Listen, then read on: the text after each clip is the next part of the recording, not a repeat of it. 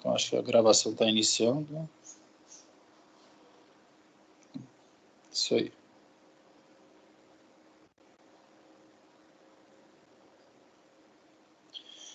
Pessoal, então a gente vai continuar daqui, né? Na aula passada a gente viu o peso morto dos impostos, né? Que é a ineficiência econômica que você introduz na economia quando você adiciona imposto, né? Sobre o preço das mercadorias e serviços, né? A gente inicialmente viu que no ponto de equilíbrio a gente tinha um excesso do consumidor e um excesso do produtor, né? Que é a medida de bem-estar do consumidor e do produtor, né? Ou seja, quanto que, por exemplo, o consumidor recebe, quanto que o consumidor consegue adquirir aquela mercadoria por um preço abaixo do que ele estaria disposto a pagar, né? Aí a gente viu que quando o governo adiciona um imposto tesão, né, sobre determinada mercadoria, existe uma redução do excedente do consumidor pelo excedente existe uma redução dos excedentes, né, tanto do produtor quanto do consumidor. Uma parte desse excedente vira a receita tributária do governo, né? Mas, por outro lado, você tem uma perda dos excedentes que, de certa forma, simplesmente desaparece, ou seja, ele não vai se tornar receita tributária. Aí, na aula passada, a gente viu, né, que à medida que à medida que a elasticidade tanto da oferta quanto da demanda aumentam, né, que é exatamente esse slide, né, quanto mais elástica a demanda, mais os consumidores tenderão a deixar de consumir determinado bem por um aumento causado pela inclusão dos impostos. Ou seja, de uma forma geral, né, aqui em cima, quanto maior for a elasticidade tanto da demanda quanto da oferta, maior será o peso morto do imposto, né? Aí eu tentei mostrar através dessa figura, né, que no caso esquerdo, quando você tem uma oferta, uma demanda mais inelástica, né, as curvas vão ficando mais verticais, aí esse peso morto do imposto ele acaba, de certa forma, diminuindo. Por outro lado, quando você tem uma oferta, uma demanda mais elástica, o peso morto do imposto aumenta, né? Então, de certa forma, o governo vai procurar sempre tributar, né, bens que possuem oferta e demanda mais inelástica, com o objetivo de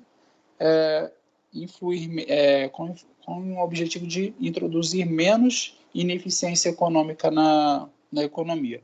Por isso que você vê a gasolina, por exemplo, né, com uma carga tributária muito grande, porque a gasolina, no curto prazo, ela é bastante inelástica, tá? Aí a gente vai ver também na aula de hoje que alguns bens possuem, por exemplo, um comportamento diferente em relação à elasticidade no longo prazo e no curto prazo, tá? Aí, sobre o que a gente já falou aqui, que o governo vai procurar tributar bens com demanda inelástica, né? Existe uma regra, na verdade, proposta por um economista, que se chama regra de Ramsey, que a alíquota do imposto vai ser inversamente proporcional à elasticidade do imposto. Ou seja, essa elasticidade do imposto é exatamente esse EPD, ou seja, elasticidade preço da demanda. Ou seja, à medida que você tem um bem com uma elasticidade preço da demanda maior, a alíquota daquele imposto vai ser menor, tá? Aí o que seria essa alíquota? Exatamente no caso do ICMS, por exemplo, você tem um valor da mercadoria que é R$10, aí você vai ter uma alíquota de 18%. Então você vai ter R$1,8 de imposto do ICMS. Por outro lado, se você tiver uma alíquota de 2% e você comprar uma mercadoria com valor de R$10, você vai pagar, né, 20 centavos, né? Beleza, pessoal? Alguma dúvida? Não. Esse alfa aí seria o quê? Que alfa? Alfa, né? É o lambda, né? Esse lambda Isso. é em relação a você manter a receita constante, tá? Mas você pode ignorar. Para a gente, o que importa aqui é simplesmente o tal, que vai ser a alíquota que você vai propor para aquele determinado bem, e que essa alíquota possui uma relação inversa com a elasticidade de preço da demanda. Esse lambda faz referência à receita tributária, tá? Mas aí você pode ignorar por enquanto. A ideia aqui é simplesmente ver, né, que essa regra propõe uma alíquota maior à medida que a elasticidade de preço da demanda diminui. Beleza? Exatamente o exatamente o que eu coloquei, está vendo aqui, ó. O governo vai procurar tributar bens de demanda e oferta inelástica, pois o seu peso morto será menor.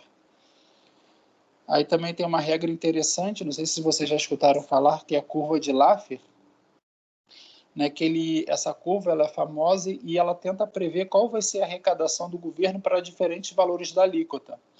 Aí uma observação óbvia, né, que quando a alíquota é 0%, né, ou seja, você tem um bem, né, você tem um bem que é vendido, você tem um 0%, né, do valor daquele determinado bem, né, então o seu valor arrecadado vai ser necessariamente zero, né. Mas é interessante observar também que se a alíquota é 100%, né, o valor arrecadado vai ser também R$0. Por quê?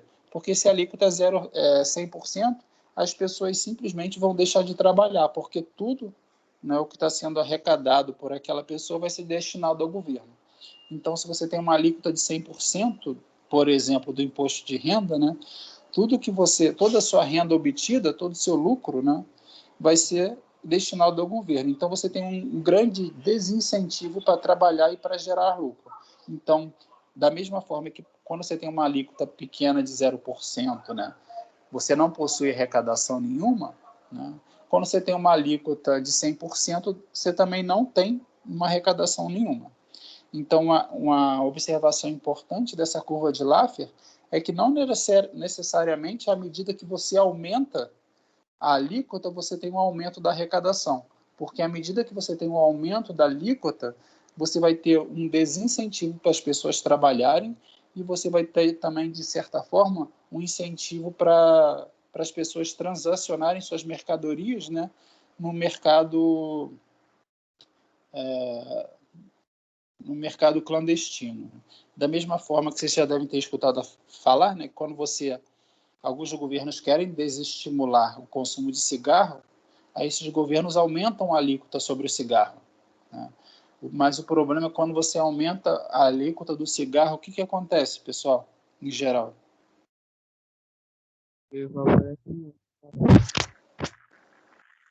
O cigarro contrabandeado. O cigarro contrabandeado, acontece muito roubo de carga, né? Exatamente dos caminhões que fazem o transporte de cigarro e assim sucessivamente, né? Então, a curva de Laffer vai informar para a gente que existe um ponto ótimo da alíquota e não necessariamente é verdade que quanto maior for a alíquota desse imposto, maior vai ser a arrecadação, né?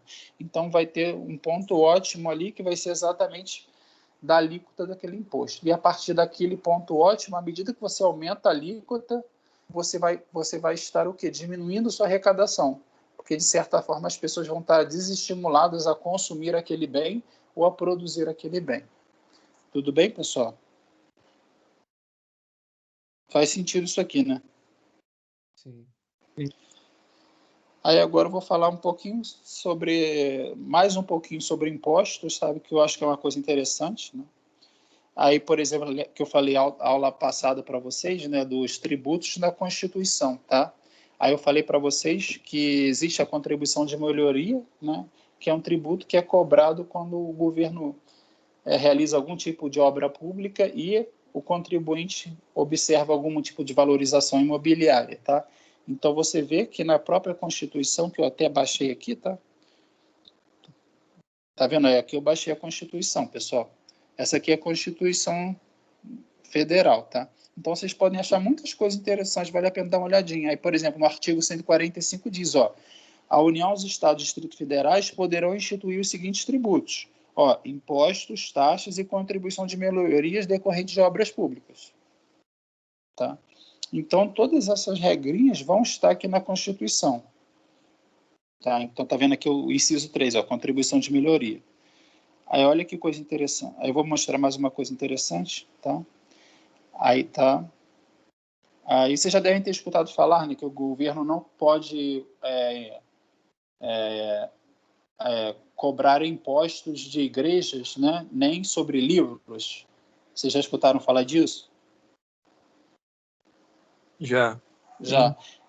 Aí aqui, tá vendo, pessoal? Ó, nesse inciso 6 aqui, tá vendo? Aí todas as regrinhas que vocês já escutaram aí no jornal isso sucessivamente está aqui, tá vendo? Ó, olha, que eu vou, ó, vamos lá. Aí tá vendo aqui, ó. Vê se vocês conseguem ler comigo, pessoal. Artigo 150. É vedada a União aos Estados, o Distrito Federal e aos municípios, tá vendo? Aí vamos lá no inciso 6, tá vendo? Instituir impostos sobre, tá vendo? Templos de qualquer culto, tá vendo? Aí também não pode instituir imposto sobre, ó, livros, jornais e periódicos e o papel destinado à sua impressão. Então, todas essas regras aí que você já deve ter escutado falar, né, estão todas na Constituição. Então, por isso que você não pode instituir imposto sobre igrejas e coisas do tipo, tá? Mas só um Mas detalhe. Pode falar. tá ali patrimônio, renda ou serviço. Isso mas está vendo que tem essa partezinha aqui, um dos outros? Uhum. Isso significa que a União, por exemplo, não pode cobrar, de certa forma, imposto de renda do município, entendeu? Entendi. Então, tipo assim, por exemplo, os municípios cobram imposto... tá, esse é um bom exemplo. Os municípios cobram o IPTU, correto? Então, se a União é dona de determinado edifício, o município não pode cobrar o IPTU da União, entendeu? Entendi. Entendeu? Então, todas as regras estão aqui, mas, por exemplo, é importante entender que tem 3 tipos de tributos, pelo menos, né? Então, por exemplo, tem taxa, né? Mas o governo pode cobrar taxa sobre livros e sobre os templos de qualquer culto, entendeu? Porque aqui está falando simplesmente sobre o quê? Não pode instituir impostos, entendeu? Então, por exemplo, um município pode cobrar uma taxa da União, não pode cobrar imposto, entendeu?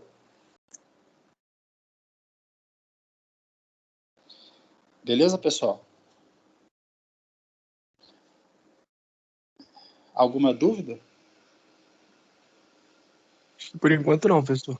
Aí, por exemplo, aqui está falando quais são os impostos que a União pode cobrar, entendeu? Aí tem aqui, ó, imposto de importação, tá, que é o primeiro, imposto de exportação, que é o inciso 2, aí tem o inciso 6, tá vendo, que é o imposto sobre territorial rural, tá? Eu vou continuar daqui, tá? Mas uma coisa interessante aqui é que você já sabe que se você mora numa cidade, né, numa zona urbana, você tem que pagar IPTU. Mas é importante saber também que, tá vendo, que existe o ITR, que é o Imposto sobre Imposto sobre a Propriedade Territorial Rural. Então, se você mora numa zona rural, você não vai pagar o IPTU, você vai pagar o ITR, que é o Imposto sobre Imposto Territorial Rural. Entendeu? Aí que começa várias dificuldades em relação ao sistema tributário, porque dependendo onde você mora, existe a dúvida, pô, eu moro numa zona urbana ou numa zona rural? Aí a União vai querer dizer, não, você mora em uma zona rural, para que ela possa cobrar o ITR. Por outro lado, o município vai querer dizer que ela mora numa zona urbana, para poder cobrar o IPTU. Aí existem regrinhas, tá vendo? Aí existem várias regrinhas que estão nas leis que vão dizer se você mora numa zona urbana ou numa zona rural. Aí, por exemplo, aqui, ó, você tem meio-fio calçamento, com canalização de águas pluviais, você tem abastecimento de água.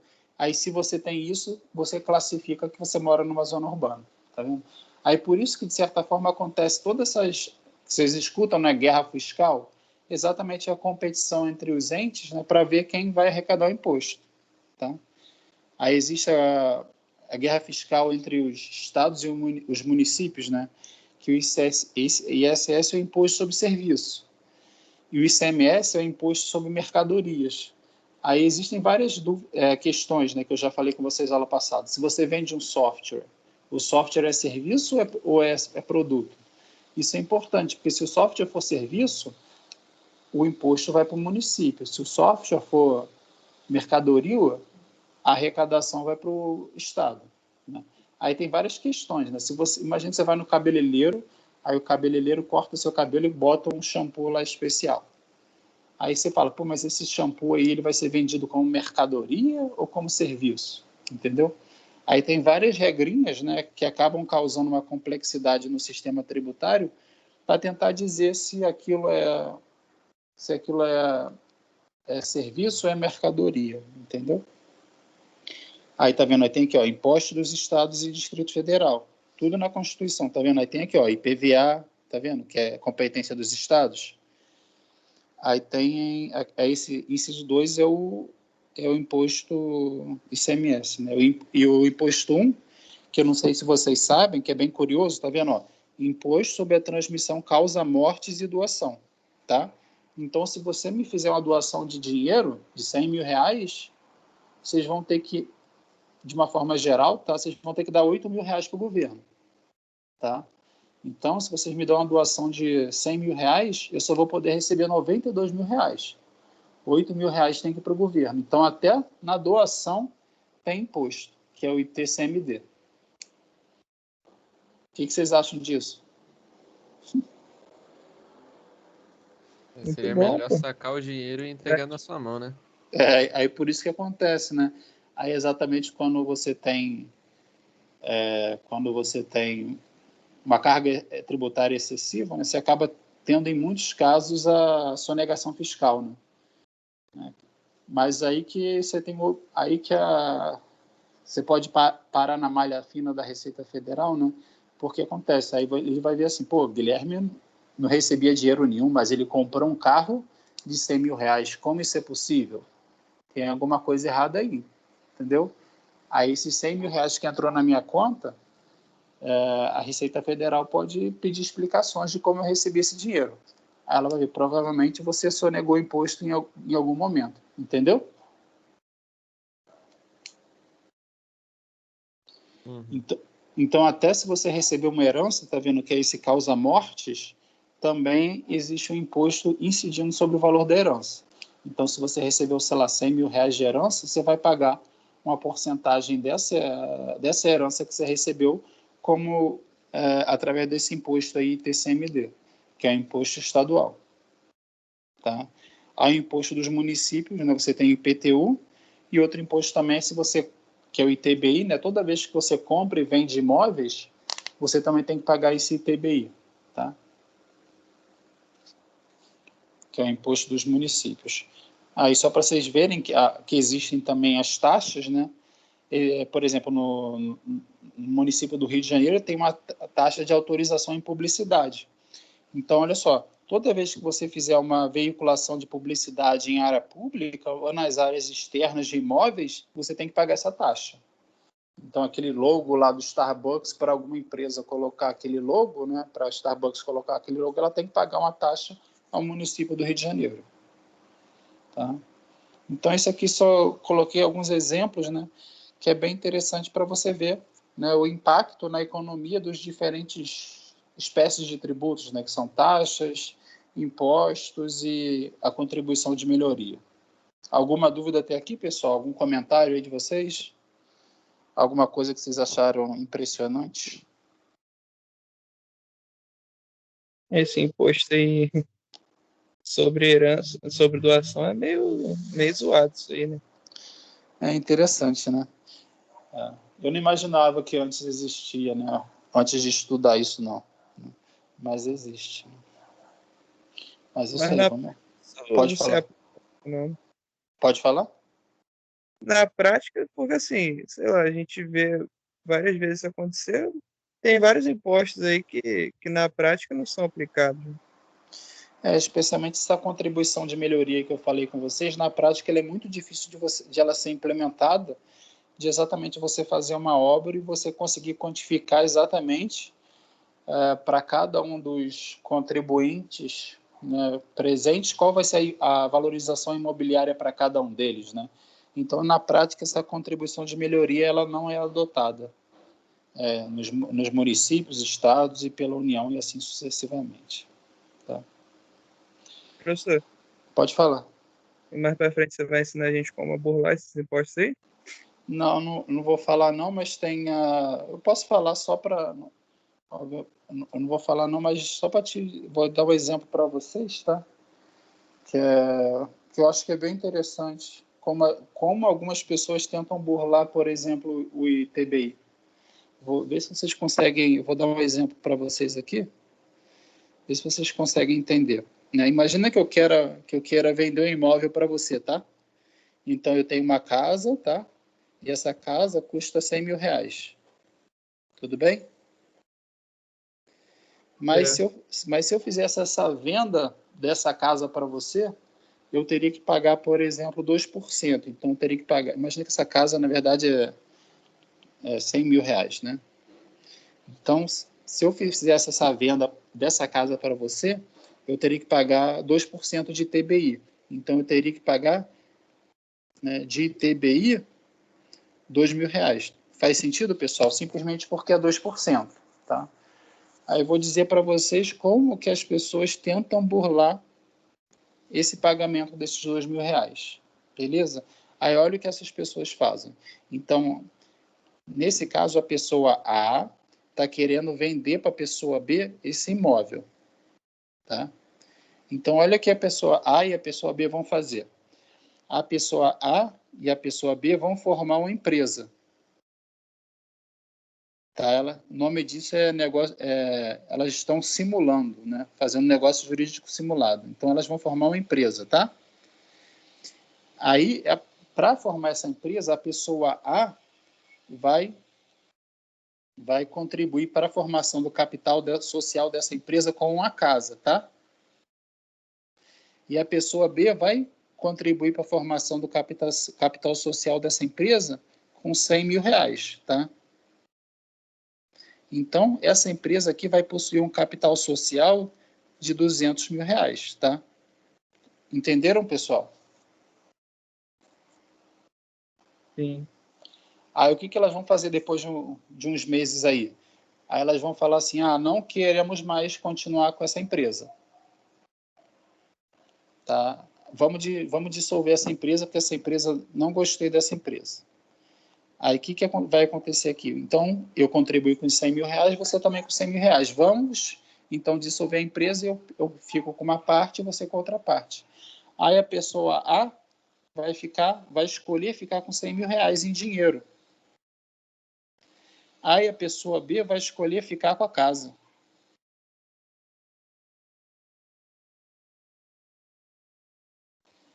Entenderam? Genial. Mas para você abrir uma empresa, você não tem que pagar algum imposto, não? Com certeza você tem que pagar alguma coisa, mas você não vai ter que pagar, que isso está acho que está no Código Tributário Nacional, mas o que acontece é que se você transfere um imóvel para a empresa para formar o capital social, com o objetivo de, tipo assim, de fomentar a atividade empresarial, o governo fala, se você pegar um imóvel e utilizar esse imóvel para formar o capital social daquela empresa, você não precisa pagar esse imposto, o ITBI.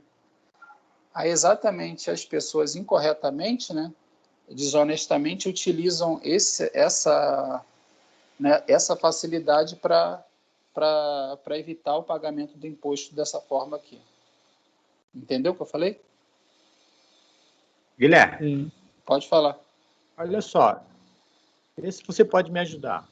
Eu adquiri um imóvel, né? E estamos numa situação muito ruim, porque o rapaz pediu que eu colocasse o dinheiro, a pessoa que me vendeu o imóvel pediu que eu colocasse o dinheiro na conta do filho, né? Aí eu tirei da poupança e transferi para o filho. Só que agora ele está passando por um problema, porque o banco quer saber qual a procedência desse dinheiro, entendeu? E aí pediu que eu mandasse o comprovante da transação que nós fizemos, que foi justamente uma promessa de compra e venda. Eu queria saber se, nesse caso, só ele vai ser tributado ou eu também vou dançar, vou ter que ser tributado também. Eu não posso falar isso não, porque eu não sou advogado.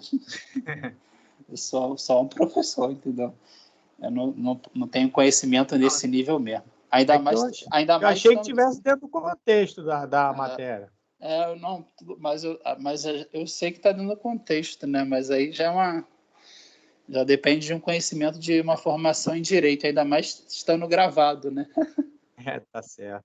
Falou, Beleza, pessoal? Mas está dentro do contexto, né? Mas eu não tenho como né, dar opinião sobre essas coisas, não. Mas vocês entenderam aí, pessoal, o exemplo que eu dei, como algumas pessoas tentam burlar o pagamento do imposto através de alguns artifícios? Sim, sim. Beleza, então vamos continuar o nosso conteúdo mais basicão do curso. Então a gente vai continuar estudando elasticidade, que a gente já falou bastante, né? Então elasticidade em economês também significa sensibilidade, né? E elasticidade vai dizer para a gente quanto que uma variável muda de acordo com a variação de outra variável, né? Então, por exemplo, existe a elasticidade preço da demanda, que a gente vai querer saber quanto que a demanda vai variar a partir de uma variação do preço, né? Da mesma forma, tem a elasticidade de preço da oferta, ou seja, quanto que a quantidade ofertada vai variar quando o preço, né, de venda variar, né? Aí também existe a elasticidade de renda da demanda, que é o quê? Quanto que a demanda vai variar, quanto que a quantidade demandada vai variar pelo consumidor quando sua renda aumentar, por exemplo, tá? Então, vamos começar com um exemplo aqui, com a definição matemática, tá vendo? A elasticidade de preço da demanda vai ser a variação percentual da quantidade demandada dividido pela variação percentual do preço. Ou seja, vai ser o delta Q dividido pelo Q, tá? Dividido pela variação no preço, né? Ou seja, o delta P dividido pelo preço, né? Que pode ser escrito simplesmente como P dividido por Q vezes delta Q dividido por delta P, tá? Aí se o que é interessante observar aqui, primeiro, é que em geral, quando você aumenta o preço, você tem uma variação em sentido oposto da quantidade demandada, em geral, né, essa elasticidade de preço da demanda vai ser sempre negativa, né, pessoal? Com exceção do bem de Giffen. Então, como, em geral, essa elasticidade de preço da demanda é sempre negativa, né, a gente vai estar sempre falando dessa elasticidade de preço da demanda em módulo, tá? Então, se o módulo da elasticidade de preço da demanda for maior do que 1, a gente diz que a demanda é elástica. Ou seja, a variação na quantidade demandada foi maior do que a variação no preço, tá? Por outro lado, você pode ter uma demanda inelástica também, que é quando você tem uma variação no preço, mas a variação da quantidade demandada foi bem menor do que a variação do preço. Tudo bem? Alguma dúvida nesse slide aqui, pessoal? Esse slide é importante.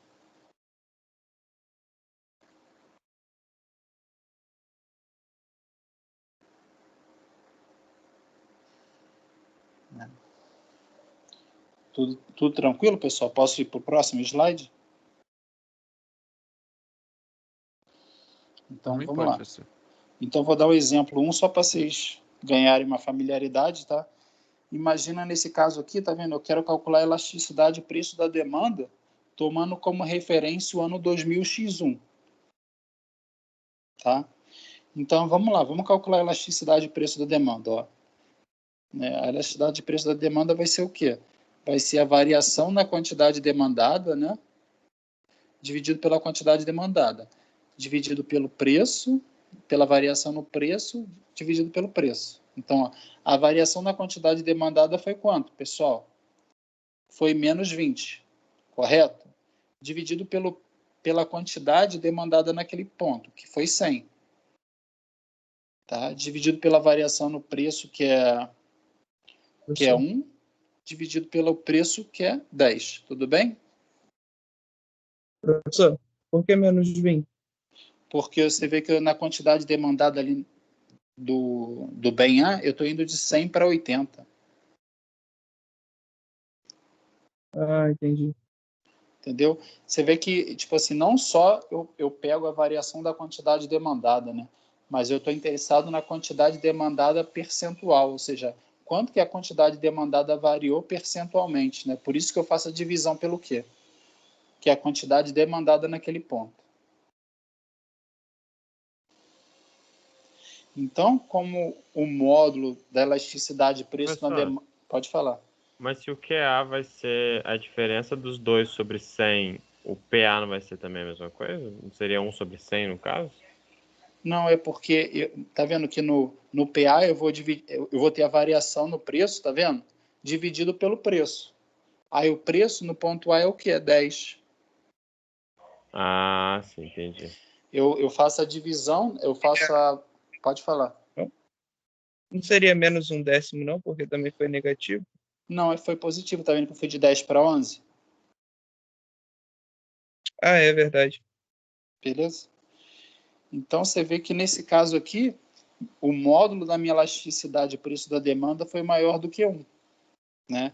Ou seja, você vê que eu tive uma pequena variação no preço, né, de uma unidade, né? Mas eu tive uma variação substancial na quantidade demandada. Na verdade, eu tive uma variação do preço de 10% só, né, pessoal? Mas eu tive uma variação na quantidade demandada de 20%. Né? Então, eu tive uma variação substancial na minha quantidade demandada em relação à minha variação no preço. Né? Aí vamos ver aqui, ó. No exemplo 2, qual vai ser minha elasticidade de preço da demanda, pessoal? Calculei, por favor.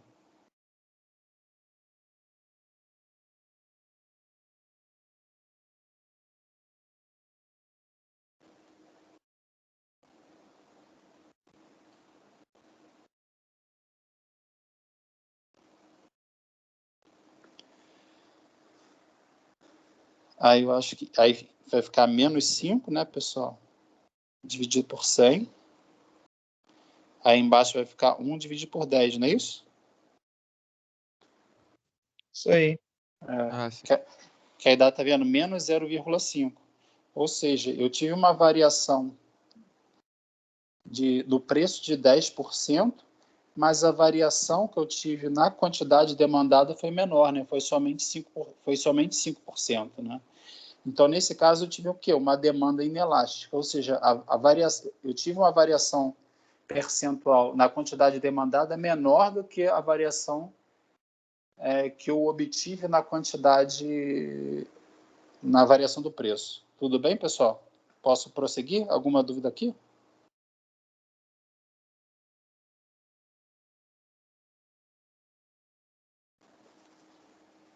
Acho que tá de boa, professor. Beleza, vamos lá para o próximo slide. Só fazer umas coisas aqui para perguntar para vocês.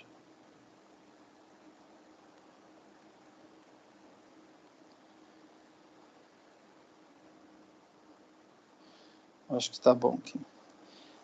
Então, pessoal, nesse item, quanto mais essencial o bem, menos elástico ou menos inelástico vai ser sua demanda? Elástico.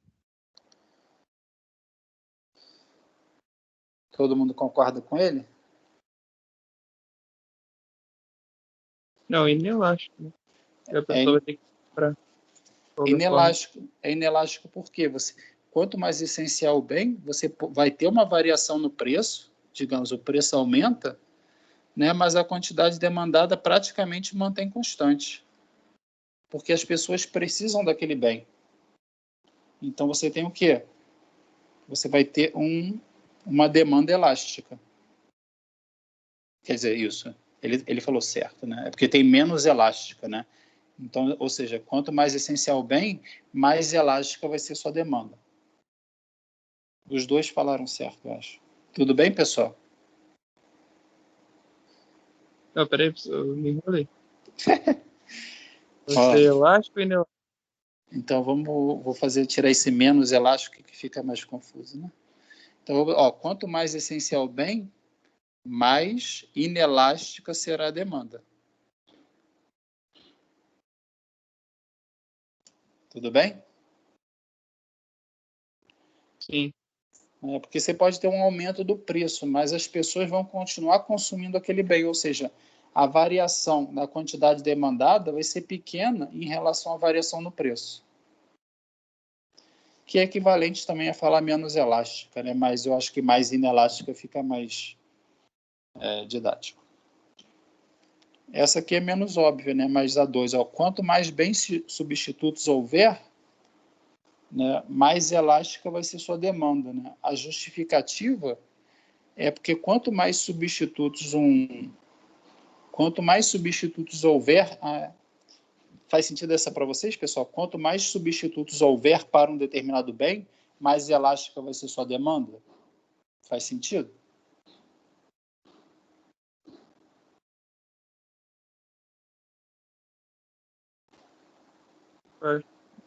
Faz, porque simplesmente você vai ter uma variação no preço, os consumidores vão deixar de consumir o seu bem, Coca-Cola, para consumir Pepsi, né? Então, qualquer variação no preço que você tiver, você vai ter uma variação grande na quantidade de demandada, né? De forma similar, no longo prazo, a elasticidade de preço da demanda tende a ser mais elevada que no longo prazo. Por quê? No longo prazo, você vai dar um tempo para os consumidores encontrarem substitutos para o seu bem, por exemplo, alternativas. Então, no longo prazo, você pode ter uma inelasticidade, porque os consumidores ainda não sabem encontrar os substitutos para o seu bem ou o seu serviço, mas no longo prazo a tendência é você ter uma demanda mais elástica. Então, no longo prazo, para aumentos no preço, você vai ter o quê? Uma diminuição maior da quantidade demandada. E a mesma coisa aqui, ó, quanto maior o número de possibilidades de uso, tá? Tanto maior será a sua elasticidade, porque se um produto possui muitos usos, então é natural que ele também tenha um grande número de substitutos. Tá? Beleza?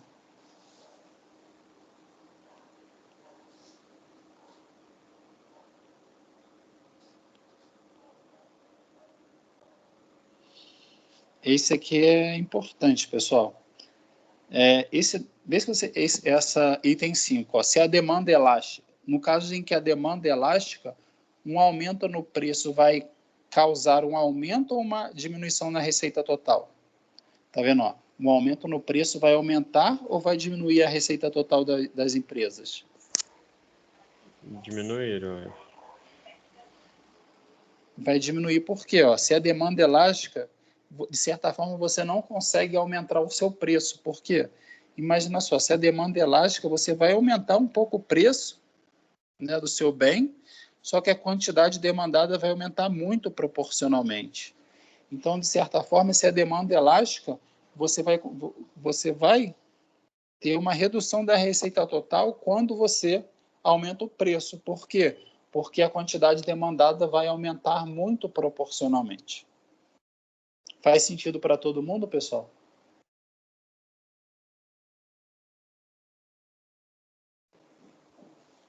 Acho que sim. E por outro lado, se a demanda é inelástica, um aumento no preço vai aumentar a receita total das firmas. Isso porque você pode aumentar o seu preço, digamos, bastante, e a quantidade demandada vai diminuir só um pouquinho. Então, de certa forma, você vai conseguir ter um aumento na sua receita total. Tá? Lembrando que a receita total é P vezes Q, tá? Que é o preço vezes a quantidade total transacionada. Esse é o caso da gasolina, né? Exatamente. Né? Mas aí a gente vai ver aqui, pessoal, que é interessante, é que a gasolina, no curto prazo, ela é inelástica. Tá? Por isso que você tem um aumento do preço. Mas no longo prazo, a gasolina ela é elástica. Né? Alguém consegue explicar? A gasolina no curto prazo ela é inelástica, mas no longo prazo é elástica. Alguém consegue explicar? É porque as pessoas vão adaptando outros combustíveis, né, eu acho. É exatamente isso, né?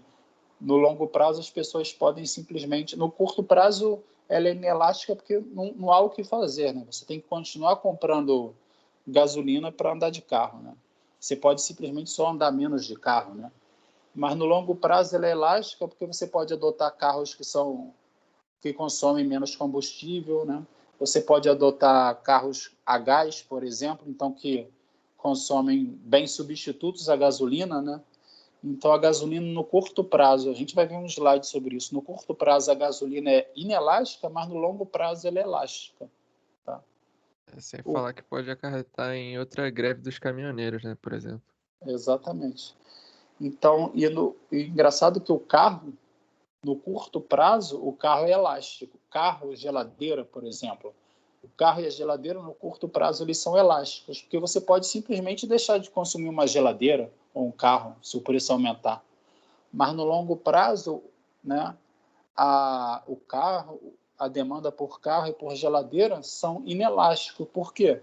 Você pode esperar 1 ano, 2 anos para comprar o carro, mas no intervalo de 10 anos, mais cedo ou mais tarde, você vai ter que comprar o carro, mesmo que o preço dele esteja elevado. Faz sentido?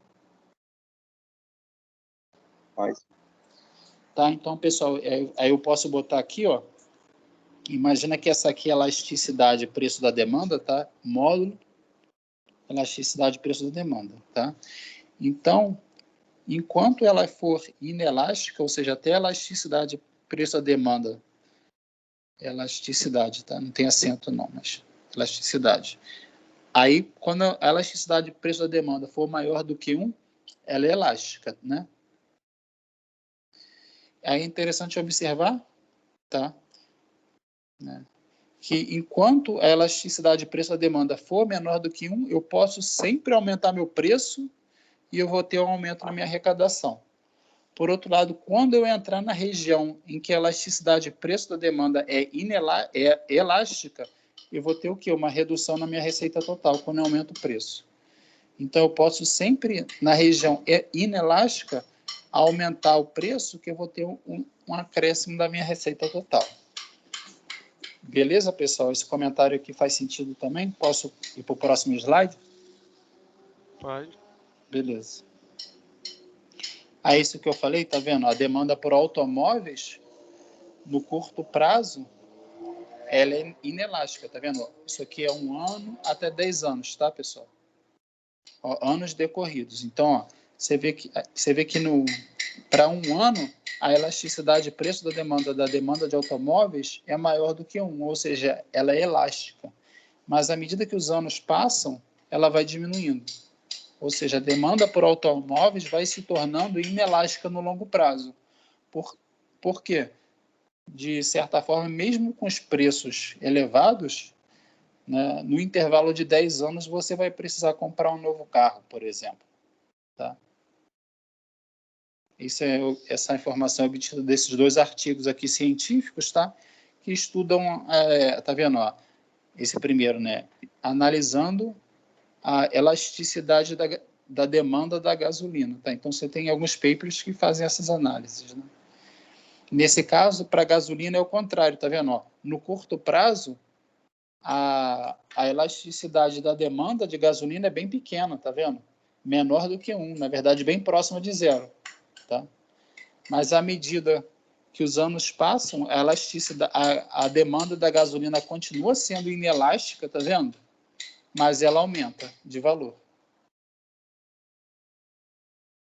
Beleza? Então, vou continuar. Se tiver alguma dúvida, é só falar. Tá? Então, naquele primeiro slide, né, pessoal, a gente viu que a elasticidade de preço da demanda é dada por essa fórmula aqui, né? Delta Q dividido por Q, né? E delta P dividido por Pzinho, que pode ser escrita como? Pode ser escrita como P dividido por Q vezes delta Q dividido por delta P. Tudo bem, pessoal?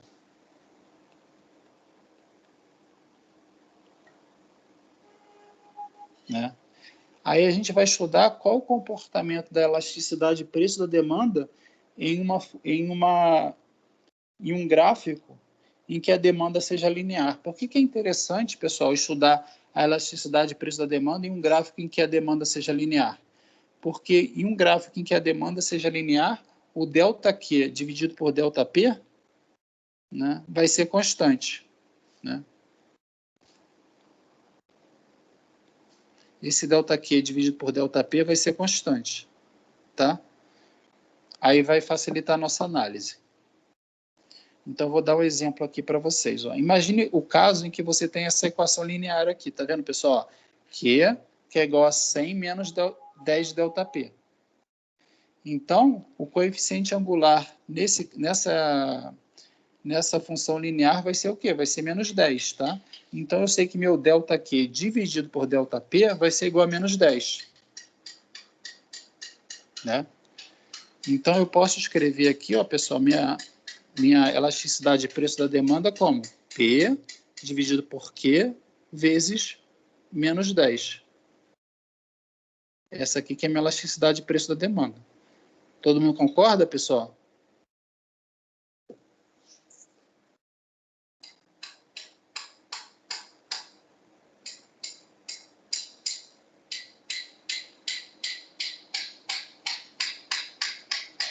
Alguma dúvida? Querem que eu explique de novo? Professor, pode mostrar de novo? Né? Porque, ó, você concorda comigo que a expressão pela elasticidade de preço da demanda é igual a essa aqui, né? Delta Q dividido por Q, dividido por delta P, dividido por P. Tudo bem? Só que eu posso escrever ela como? Eu consigo escrever ela como P dividido por Q, tá? Vezes delta Q dividido por delta P. Beleza? Beleza. Né? Mas o que é interessante é que numa função linear, esse coeficiente angular aqui que eu pintei de verde, que é o delta Q dividido por delta P, ele é constante. Né? Se eu tenho uma função assim, né, que é o Q, que é igual a alfa P mais B, esse alfazinho vai ser exatamente esse delta Q dividido por delta P. Tá? Então, nesse gráfico, nessa função que eu tenho aqui, desse exemplo, que é Q, que é igual a 100 menos delta P, né? Esse delta Q dividido por delta P é exatamente o quê? Menos 10, que é exatamente esse coeficiente angular aqui, pessoal. Beleza? Beleza. Então, minha elasticidade de preço da demanda, nesse caso, vai ser essa região que eu vou pintar de... Ó, essa aqui que é a minha expressão, né, para essa função linear da minha elasticidade de preço da demanda, ou seja, vai ser menos 10 vezes P dividido por Q.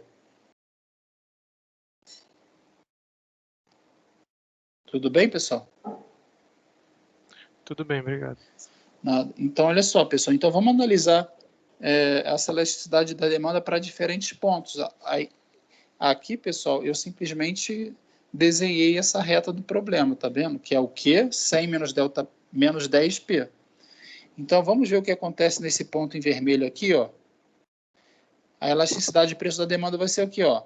Delta Q dividido por delta P, que a gente já sabe que é menos 10, vezes P dividido por Q, tá?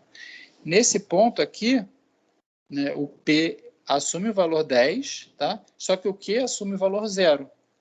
Então, nesse caso, minha elasticidade é o quê? É infinita. Tá? Aí vamos ver o que acontece nesse ponto aqui, que eu vou fazer de roxo aqui. Vamos ver o que acontece aqui, pessoal. Minha elasticidade da demanda aqui, ó, é delta Q dividido por delta P, que eu já sei que é menos 10, né? Vezes P dividido por Q. Nesse ponto, minha quantidade é 100, mas meu preço é 0. Então, nesse ponto aqui, minha elasticidade de preço da demanda é 0.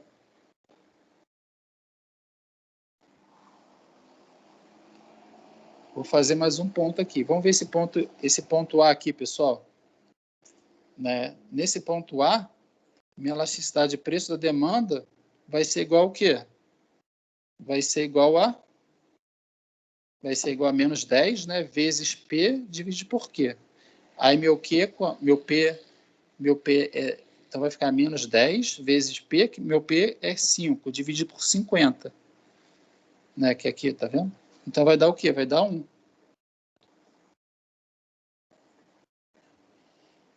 Tá? Então, no ponto A, minha elasticidade de preço da demanda vai ser 1.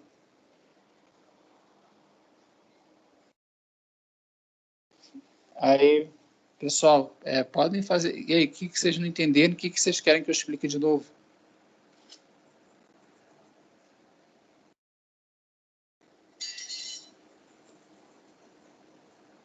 Tô de boa, professor.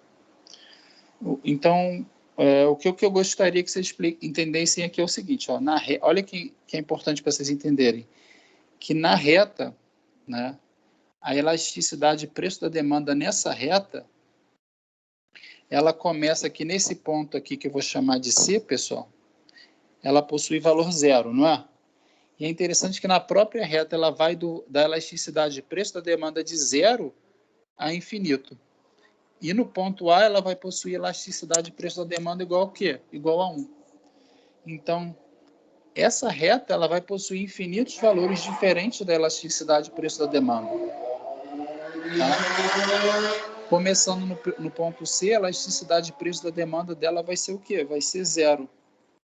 E no ponto, que eu vou chamar de no ponto, sei lá, no ponto B, né? Não, no ponto D, ela vai possuir elasticidade de preço da demanda infinito. Tá? Aí eu só vou fazer mais um comentário. Olha só, aí nesse ponto aqui, no ponto C, em que a elasticidade de preço da demanda é igual a 0, o preço é igual a 0.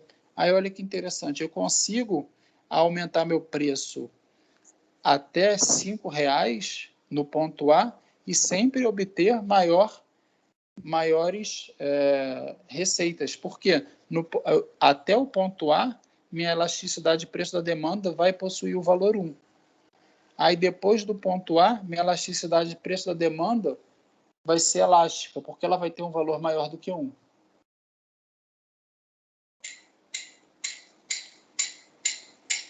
Isso aqui que eu botei, ó, tá vendo?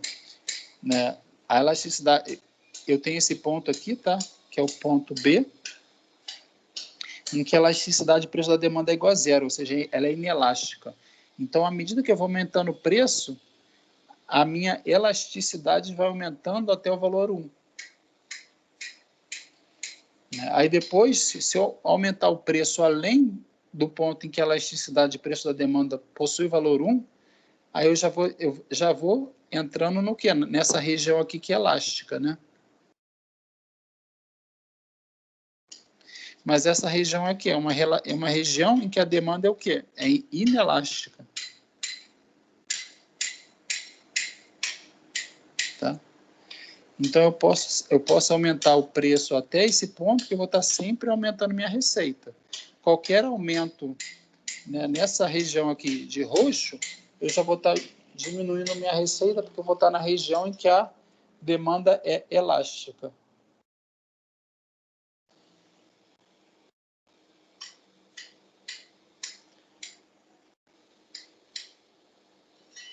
E aí, pessoal? Alguma dúvida?